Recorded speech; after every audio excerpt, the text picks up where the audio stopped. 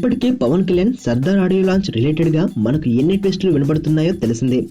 Mega brothers అందరూ audio launch కు వస్తారని ఒకవైపు మెగా అభిమానులు చెబుతుంటే, అసలు ఆడియో రిలీజ్ అనేది లేకుండా డైరెక్ట్ గా ఆడియోను మార్కెట్ లోకి వదిలేయాలని పవన్ యోచిస్తున్నాడంటూ ఆయన సన్నిధులు చెబుతున్నారు.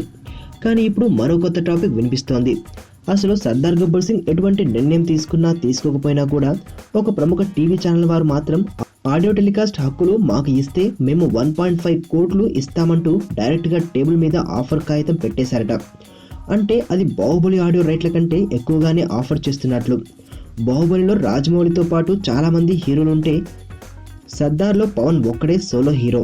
ఇక్కడ వింతలు అద్భుతాలు చాలా ఉంటే ఇక్కడ మాత్రం కమర్షియల్ మసాలా ఎలిమెంట్సే సోలో ఎజెండా.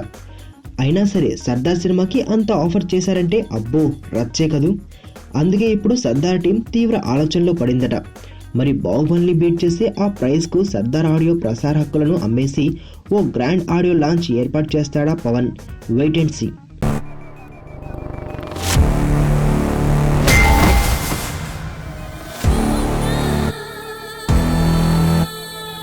ఎర్రతోలు కదా స్టైల్గా ఉంటాడనుకుంటున్నావేమో. Mass ఊర్రా mass.